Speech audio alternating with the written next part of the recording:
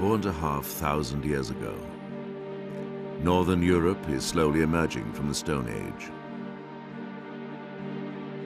In the Mediterranean, the roots of two great civilizations, Greece and Rome, have yet to take hold. In Mesopotamia, the mighty empire of Assyria is still far in the future. But to the south, on the northeast tip of Africa, something unparalleled in antiquity is taking place.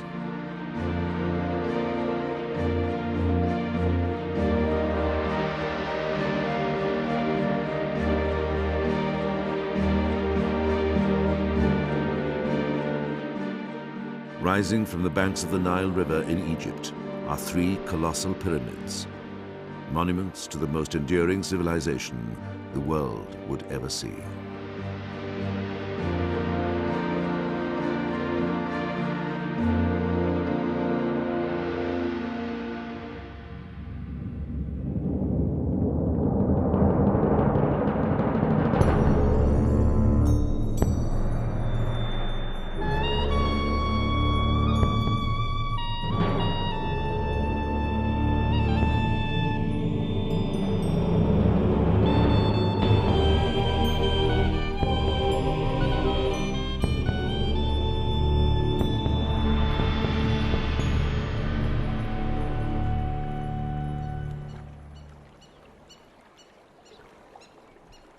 When the Greek historian Herodotus visited Egypt 4.5 centuries before the birth of Christ, he was awestruck.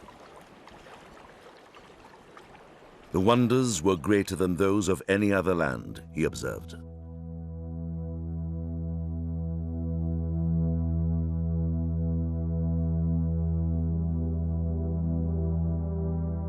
There were pyramids taller than any man-made structures on Earth. Avenues of sphinxes, half man, half beast. And towering stone pillars called obelisks. There were giant statues of long-dead pharaohs. And exotic mummies encased in gold. And everywhere, the enigmatic symbols of its sacred writing.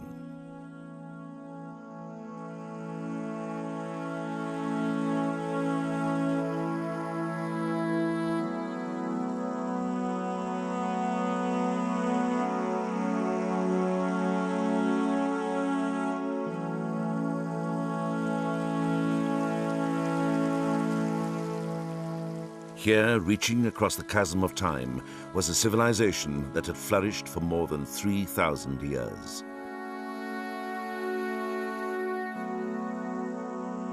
To the ancients, Egypt was already ancient.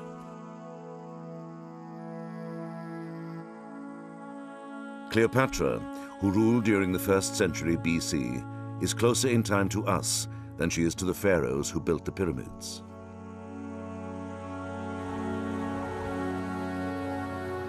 Egypt is so old that for centuries its origins remained shrouded in mystery.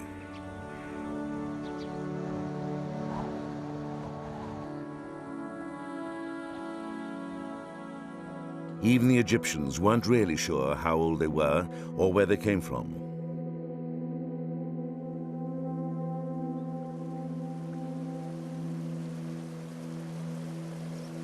Herodotus said Egypt was the gift of the Nile. But the Egyptians knew from the beginning that life on the Nile could be precarious. Isolated by an endless expanse of desert, vulnerable to a river that was unpredictable, and a climate that could dramatically change, civilization in Egypt was forged in part by the realities of a harsh environment.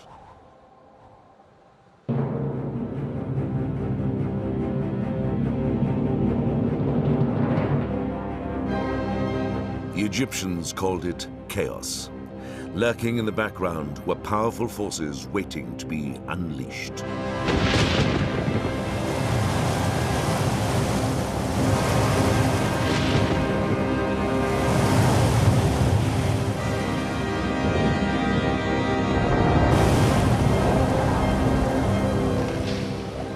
Because disaster could strike at any moment, the Egyptians clung to a profound belief. Order, not chaos, was the will of the gods.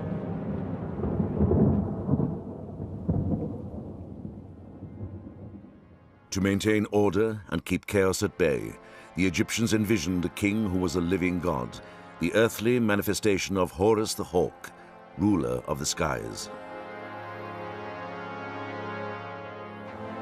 Pitted against him was the unruly god Seth, the harbinger of chaos.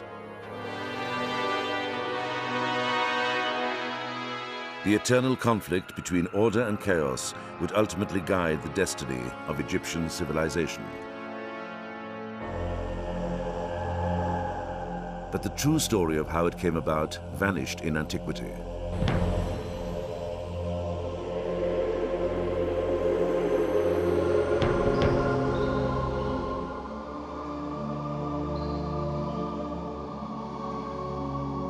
In the twilight of Egypt's greatness, around 300 BC, a priest named Manetho began the awesome task of compiling the first complete history of Egypt.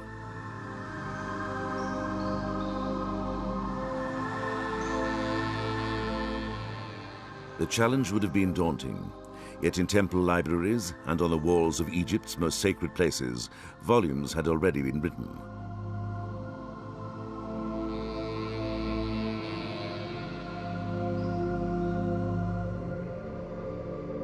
A 1,000 years before Manetho was born, the pharaoh Seti I built a temple at Abydos dedicated to Osiris, the god of the dead. In a special Hall of the Ancestors, his son, the future Ramesses II, is shown reading from a papyrus. The document, carved on the wall in hieroglyphs, contains a list of 76 royal names in chronological order.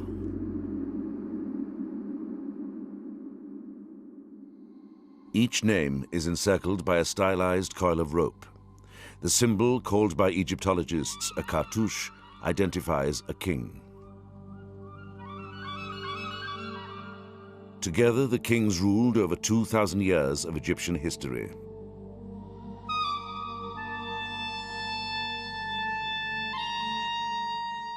Using temple documents such as these, Manetho organized his history into 30 royal dynasties.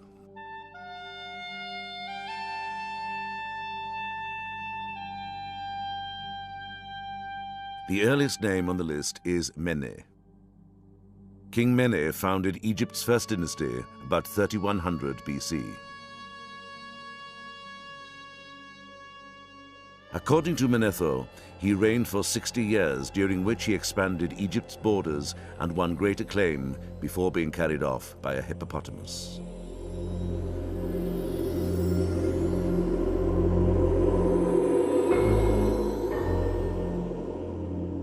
Before King Mene, Egypt was ruled by demigods called the spirits of the dead, but their names were long forgotten.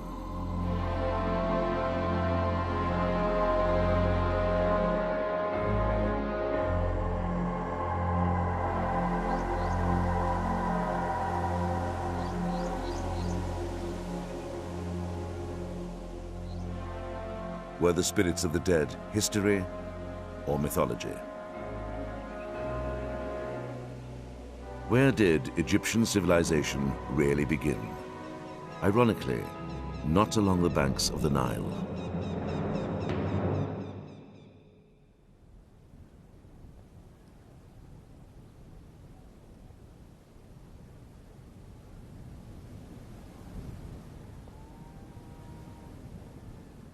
"70 miles west of the Nile in the Sahara Desert, it's so hot and dry, what little rain that falls evaporates before it hits the ground.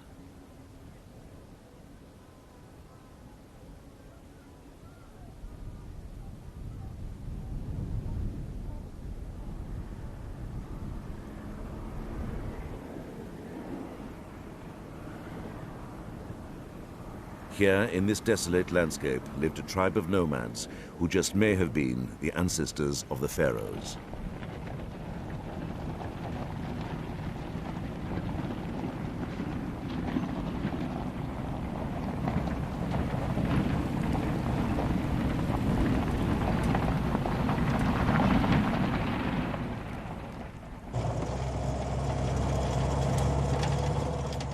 Fred Wendorf of Southern Methodist University in Dallas, Texas, heads an international team of archaeologists who've been scouring the desert looking for signs of human occupation.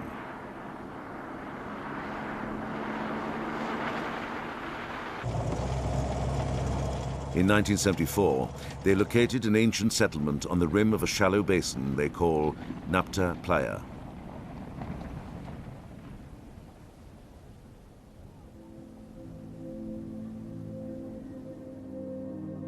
The Sahara was not always parched and arid. Radiocarbon dating reveals that at about 8000 BC, tropical Africa's summer monsoon shifted northward, increasing the rainfall on the desert and allowing seasonal lakes to form.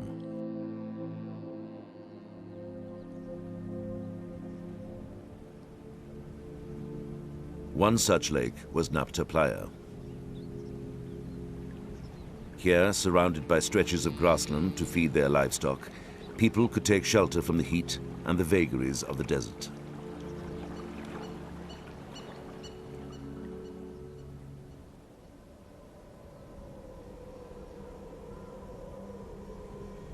But the rain was unpredictable. Without it, the lake dried up. 3 days without water meant the difference between life and death.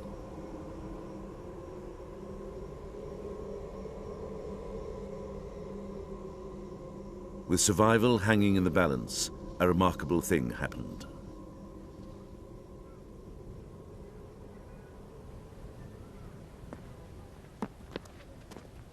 Co-leader of the expedition, Romuald Schild of the Polish Academy of Sciences, has discovered a tiny circle of stones, a Stonehenge in miniature, but 2,000 years older. He thinks it was used to predict the coming of the rainy season. Well, this humble pile of rocks that you see here is actually one of the oldest calendars ever found. This one consisted of a stone ring and two upright stone alignments that I call gates. You can see them here and there, and one of the alignments points to the north, exactly. The other one, though, that you can see in this, going in this direction, points to the position of the sun on the 21st of June. That is the beginning of summer, the beginning of the rain season in this belt of Africa. The discovery of this calendar circle only hinted at what was to come.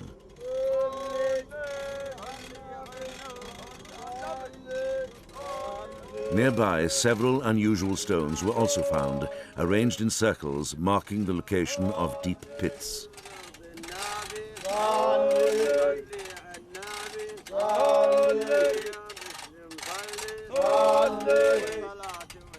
The stones, some weighing over 1.5 tons, didn't come from Nabta Playa.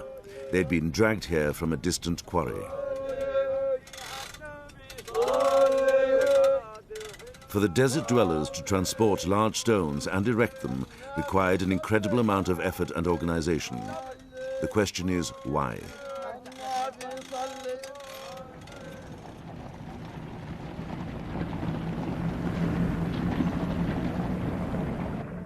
Fred Wendorf thinks they may mark the graves of important people or honor their spirits.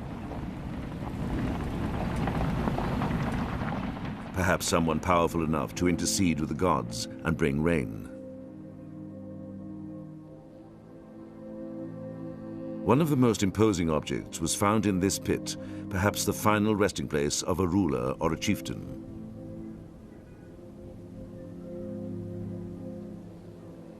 At first it looked like an ordinary boulder, but when Wendorf examined it more closely, it turned out to be a primitive sculpture.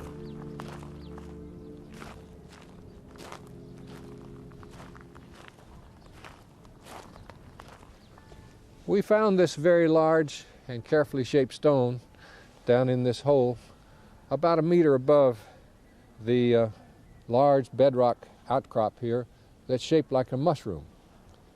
You can see how carefully it's worked and smoothed on the surfaces, sharp edge, and you can see how they were able to control the length of the piece by making grooves in this face here, which you can see. And then by using a wedge, they were able to strike off the flakes at exactly the points that they wanted to. This is altogether a very impressive piece of stonework, and it may well mark the beginning of Egyptian fascination with working in large stones.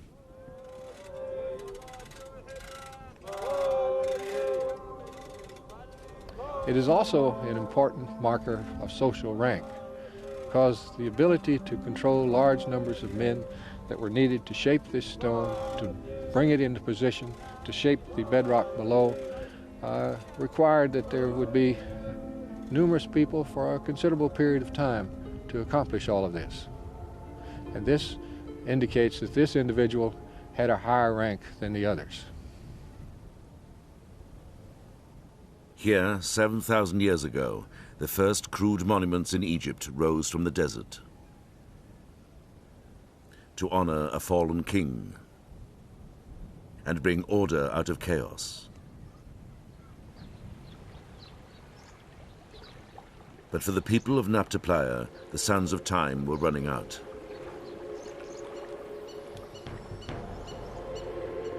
Around 5000 BC, the summer monsoon began to shift again, this time south. The rains eventually stopped, and oases like Nabta Playa permanently dried up.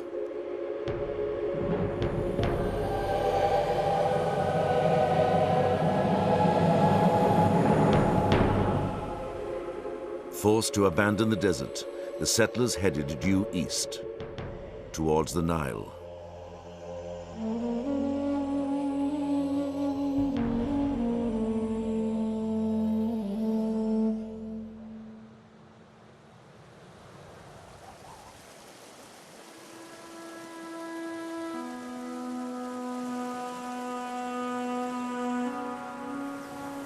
The Nile is Egypt's lifeblood.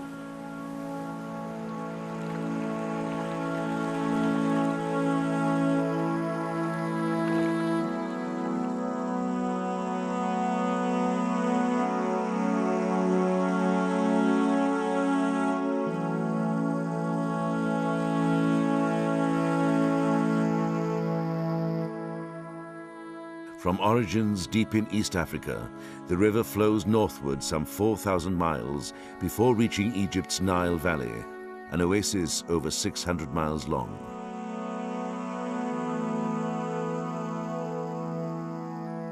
For the last 100 miles, it fans out into a wide delta before spilling into the Mediterranean Sea.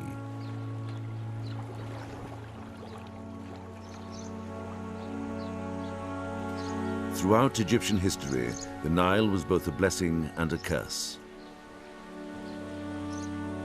Once a year, swollen by monsoon rains in Ethiopia, the river flooded its banks, depositing nutrient-rich soil Egyptians called the Black Land.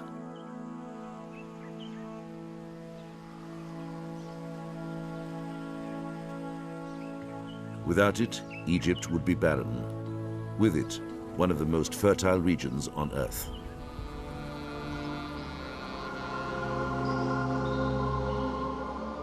But in the past, the river was as unpredictable as rain in the desert. Too high a flood could destroy villages. Too low a flood meant famine.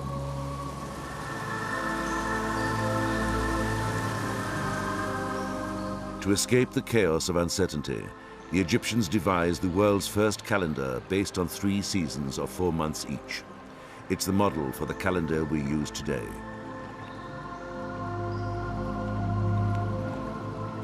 But this time, they weren't watching the weather. They were watching the Nile.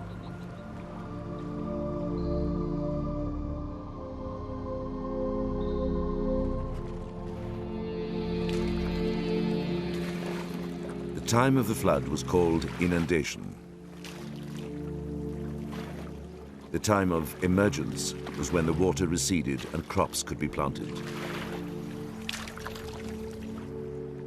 During the dry period, when the Nile was lowest, the crops were harvested.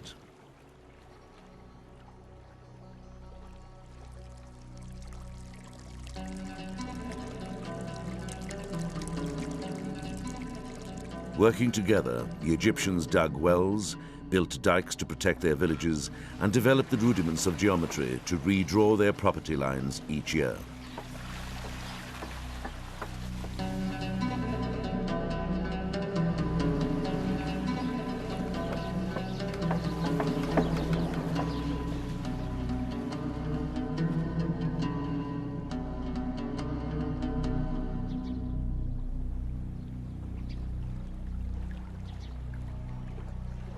By 4000 BC, after the people of Nabta Playa had settled in the Nile Valley, the first glimmerings of Egyptian civilization began to appear. Beautifully decorated pottery, animal-shaped palettes designed for mixing cosmetics,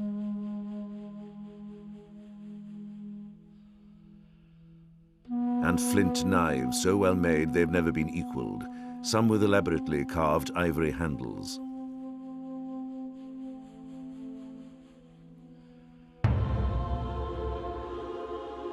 Gradually, between 4000 and 3000 BC, two powerful kingdoms emerged. Because the Nile flows from south to north, the kingdom that flourished in the Nile Delta is called Lower Egypt, the land of the papyrus plant. The kingdom of Upper Egypt, the land of the lotus, blossomed in the Nile Valley. The symbols of the two kingdoms are woven together throughout Egyptian history. They signify the union of the two lands into the world's first great civilization.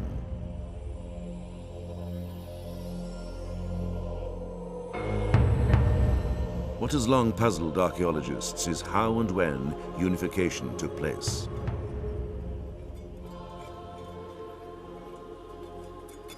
Renee Friedman of the University of California at Berkeley and her colleagues are looking for clues at the site of the ancient capital of Upper Egypt. What you got over there, Sean?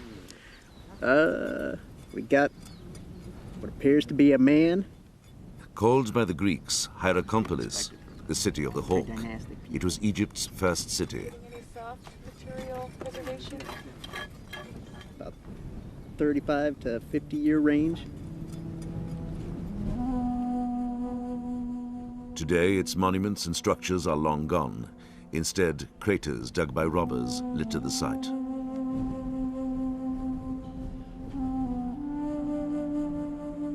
A century ago, archaeologists thought that all that was left of the desert was a plundered cemetery not worth exploring. Little did they know that hidden in the sand was a wealth of new information.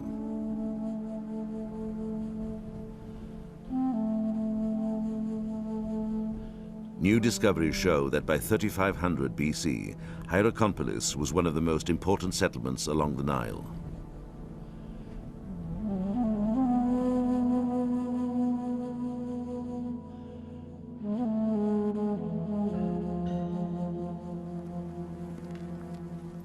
Over 2 miles long, it was a bustling community of farmers, administrators, craftsmen, and potters.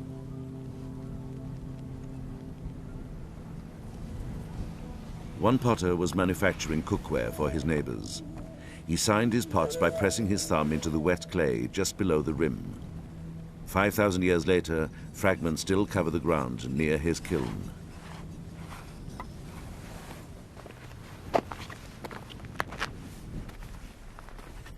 Because of a freak industrial accident, it is possible to identify his home. These are the remains of the potter's house. It's the oldest preserved house in all of Egypt, and we owe its fine preservation to the fact that the potter worked a little bit too close to where he lived. Fortunately for us, but unfortunately for him, one day a shift in the wind caused the fire from the kiln to travel the short distance to the house, setting it alight. The fire reddened and hardened the native silts and the mud bricks that formed the lower portion of the house, and reduced the posts and the mats of its walls to the charcoal and ash that we see here.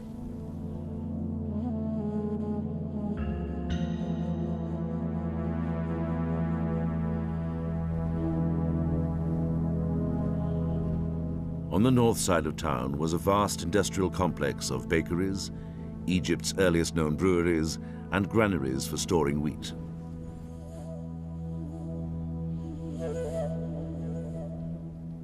But the most important structure in Hierakonpolis was uncovered in 1985 when archaeologists stumbled upon several large holes 6 feet deep, large enough to support massive wooden columns 20 feet tall.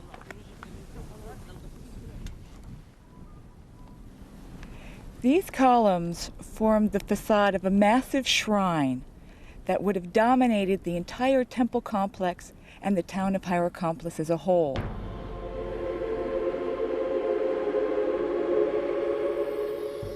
This is the earliest known temple in Egypt.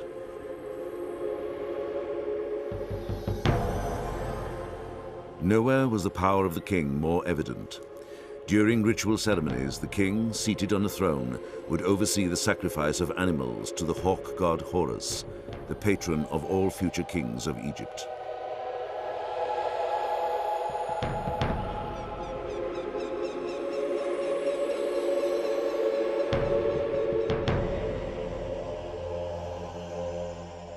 Designed to evoke the silhouette of a crouching animal with horns and a tail, the temple was lavishly appointed with colored mats and pillars, perhaps made from cedars imported from Lebanon.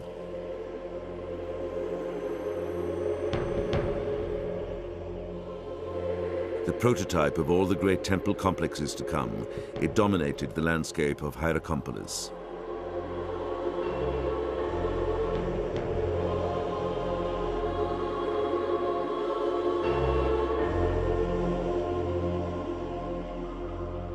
But for now, the city of the hawk had a rival, Buto, the capital of Lower Egypt.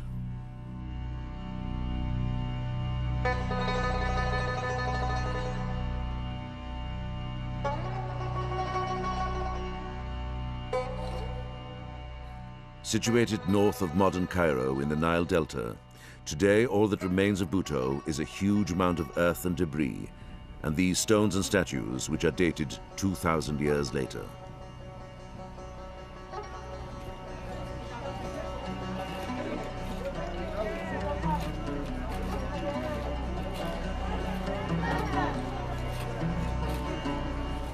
But in this trench, archaeologists have uncovered the fragments of hundreds of clay pots dating back to the same period as Hierakonpolis, 3,500 BC and earlier.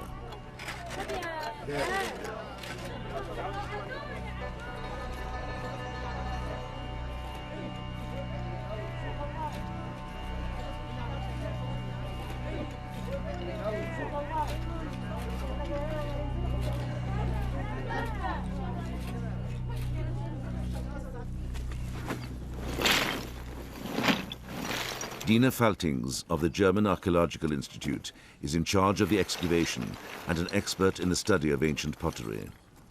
By reassembling the fragments and comparing them to pottery from Hierakonpolis, she's made a surprising discovery.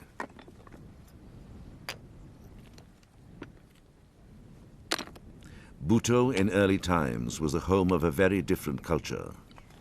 The pots from Buto are less sophisticated than those from Upper Egypt. You have here a lump of clay on the bottom, and then they put in some upright slabs, and they just squeeze this together and burnish the surface to close it. In contrast to that, we have some imports from Upper Egypt, like this pot. It's a very little elegant form. The quality is, you can hear it, it's much tighter. And, well, this comes from much better technology. They had better kilns in Upper Egypt. And obviously, the Lower Egyptian people who made this kind of pots realized that too, so they tried to imitate these pots. But with their Lower Egyptian technique and skill, which is not very high, so they didn't do a very good job.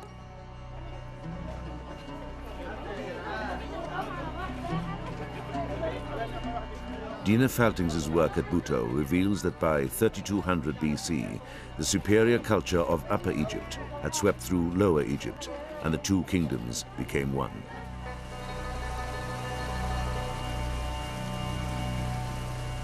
But was the transformation peaceful? Or was it bloody?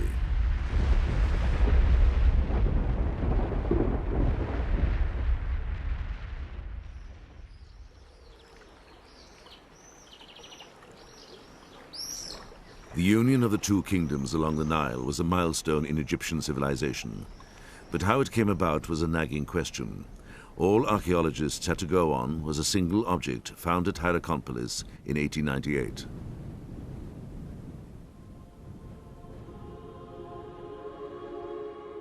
This exquisite ceremonial pallet made of slate dates back to around 3100 BC.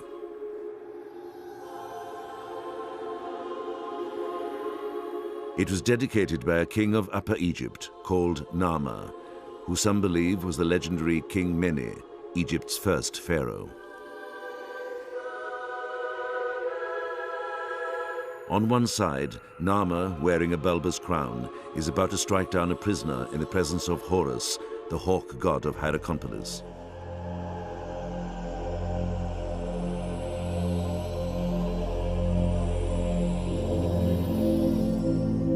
On the other side of the pallet, Narmer, wearing a crown with a curled tongue, appears in a procession moving towards two rows of decapitated prisoners. The lions, their long necks intertwined, symbolize unification. The key to understanding Narmer's pallet is in the crowns.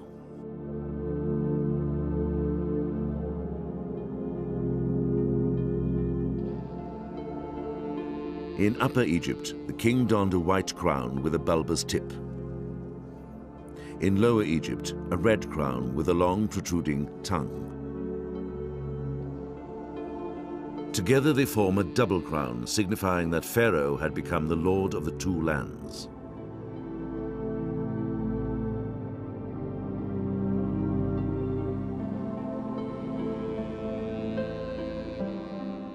For the next 3,000 years after unification, the image of the king wearing a double crown would appear on statues and temples throughout Egypt to reinforce his dominion over all the land.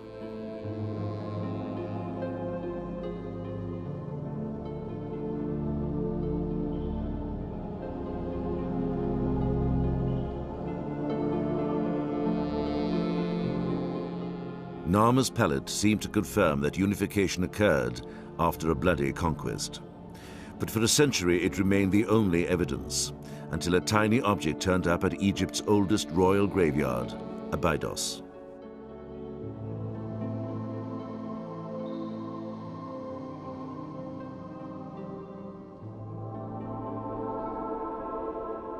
Believed to be the final resting place of Osiris, the god of the dead, the ground is strewn with broken pots, the shattered remains of offerings to one of Egypt's most important gods.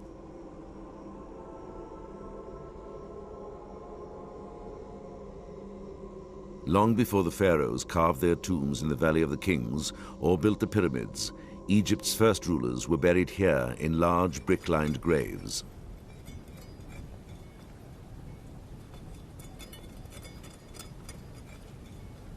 Extensively explored around the turn of the century, Abydos was thought to have yielded up all of its secrets until 1977, when German archaeologist Günter Dreyer reopened the site. يا علي. أيوة. ازيك؟ Since then, he and his team have reinvestigated the tombs of several early kings, including that of King Narmer. ايوه ايوه ماسك كويس. أيوة.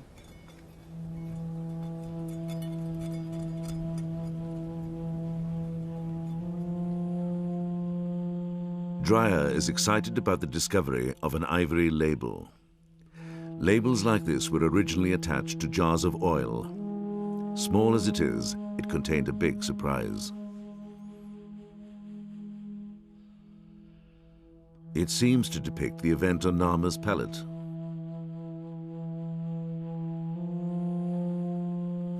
This is an ivory label of King Narmer found near his tomb.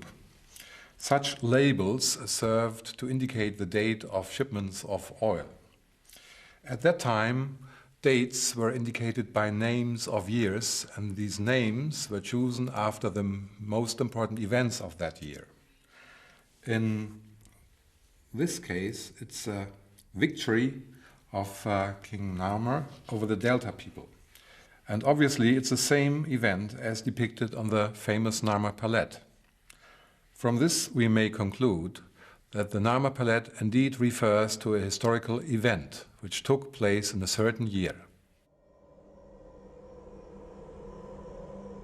But the label is only one piece of the puzzle. Another discovery at Abydos suggests that the process of unification had begun long before Narmer. Under these mounds of rubble, Dreyer found the tombs of kings from a previously unknown dynasty, which Egyptologists now call Dynasty 0. In the tombs were more labels, even more astonishing than the first.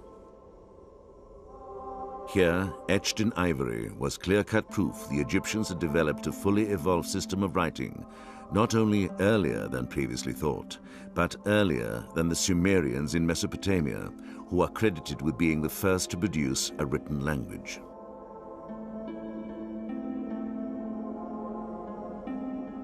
The earliest Sumerian writing, seen here, was an accounting system made up of simple pictures and numbers. Egyptian writing already contained sound signs like modern alphabets.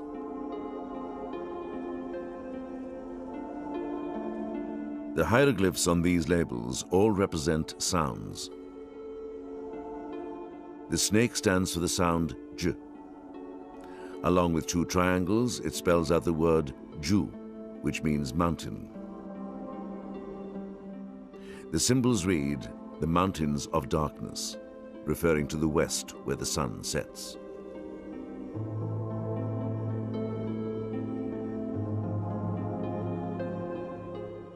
The hieroglyphs on other labels indicate the king was already collecting taxes from both Upper and Lower Egypt.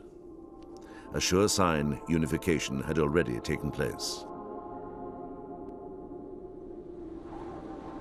To consolidate the kingdom, a new capital was built exactly where Upper and Lower Egypt meet. Founded by King Mene, who Egyptologists believe is the historical King Narmer, Memphis was destined to be the greatest city in the land.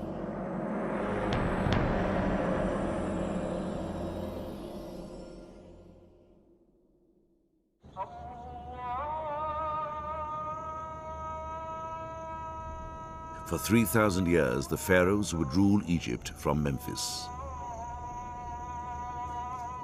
Yet today, all that's left are ruins, but none dating back to the time of King Narmer.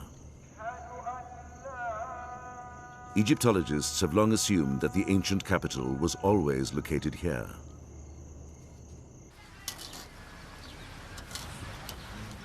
But David Jeffries of the Egypt Exploration Society thinks Memphis was somewhere else and has spent 9 years trying to find it.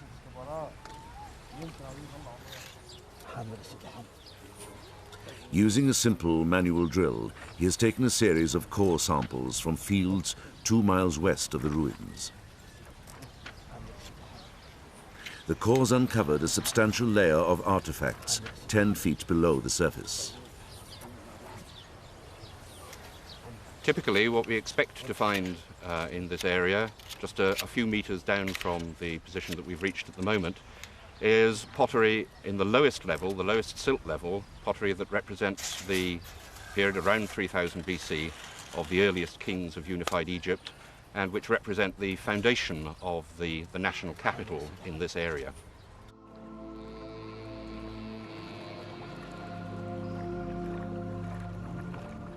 What would cause the nation's first capital, a grand city of palaces and temples, homes and administrative buildings, to pick up and move?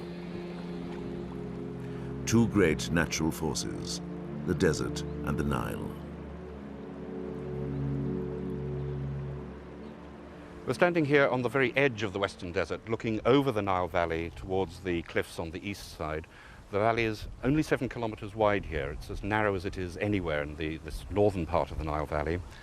And what we believe we've established, we're looking down at the area where we've been doing these drill cores, what we believe we've established is that the river flowed very close to this desert edge and that the city actually stood along it, directly below where we are, and that as sand swept in from the western desert and as the river at the same time moved eastwards, that the city followed the movement of the river to where the recognized ruin field is today, about 3 kilometers across the valley.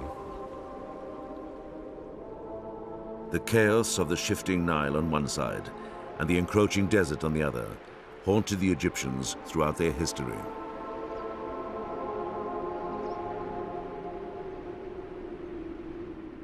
To overcome the ever-present threat of danger, they would put their faith in one man and the power of the gods.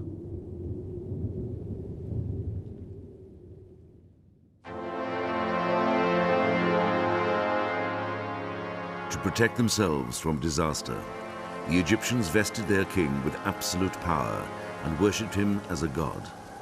Only a god could talk to gods, and only a god could avert chaos. To preserve order, called Maat, personified as a seated goddess with a feather on her head, the pharaoh undertook daily rituals. To appease the gods, he built elaborate temples and furnished them with food, drink, and other offerings.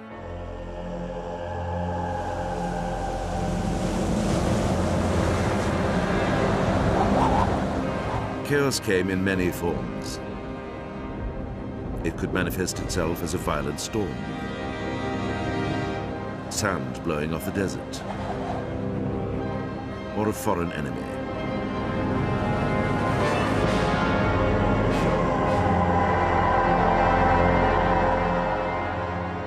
Images of the pharaohs as triumphant warriors are repeated again and again throughout Egyptian history.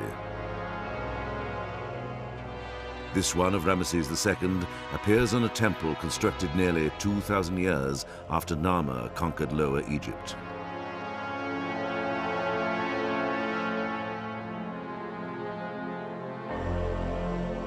Ramesses probably never led an army into battle. The image is more symbolic than real. A message to all who saw it that the king fulfilled his sacred duty to maintain Maat, the divine order.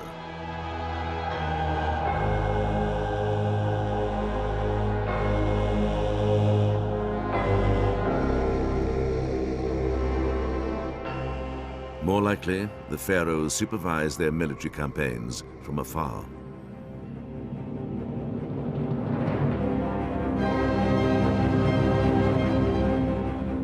In 2280 BC, a senior court official named Weni ordered the details of his extraordinary career carved on the walls of his tomb.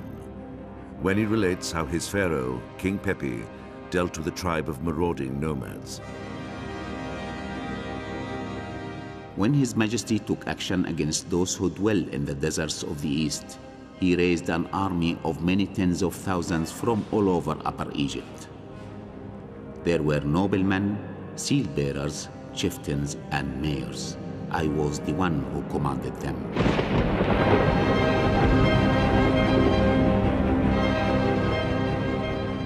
This army returned in safety.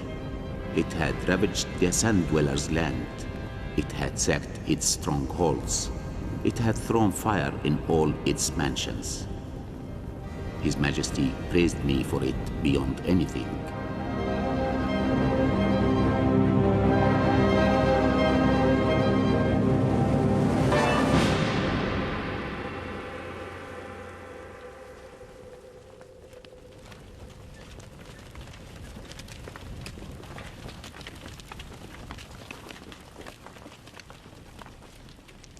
With awesome power and destructive force, chaos could also erupt out of nowhere.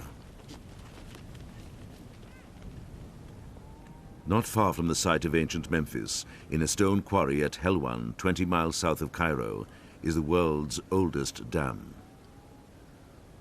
Although it's hard to envision after 4,000 years, this massive pile of stone was part of a huge engineering project designed to control flash floods.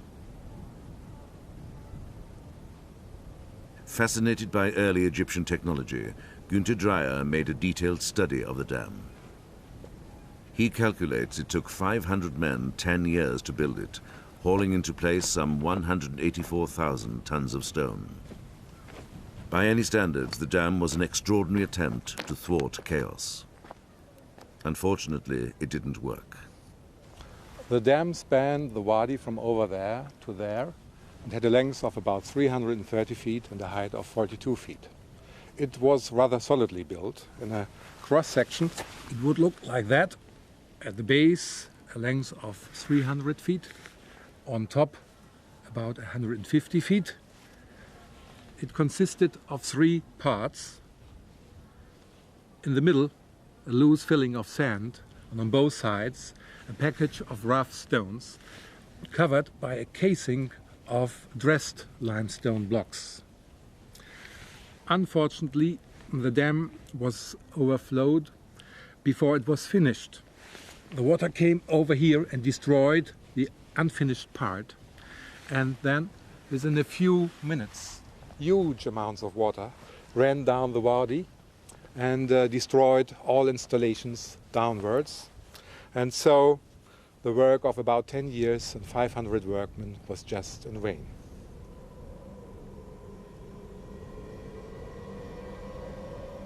For the Egyptians who built it, the disaster was a tragic reminder of how destructive the forces of nature could be and of the need for constant vigilance.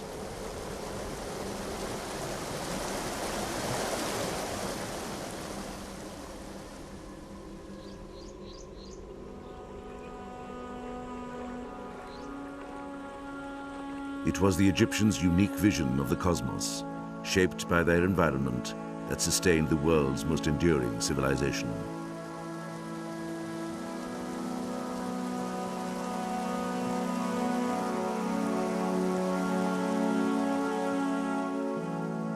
At the center of it all was the king.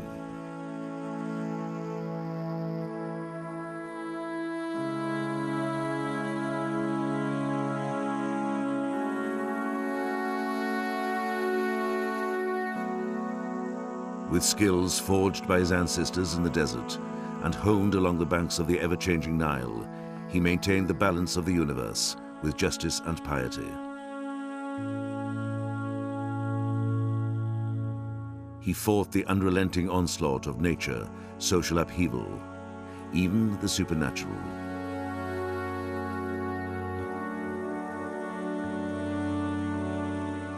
But in the end, there was one final, immutable battle with chaos that no one could escape.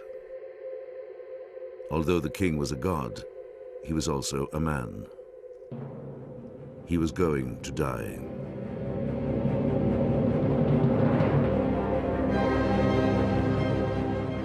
To avoid calamity, he ordered the Egyptians to begin hauling large stones to the desert's edge.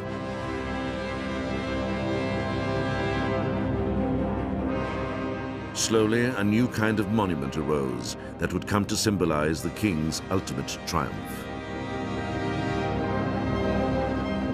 The triumph of eternal life. The age of the pyramid builders had begun.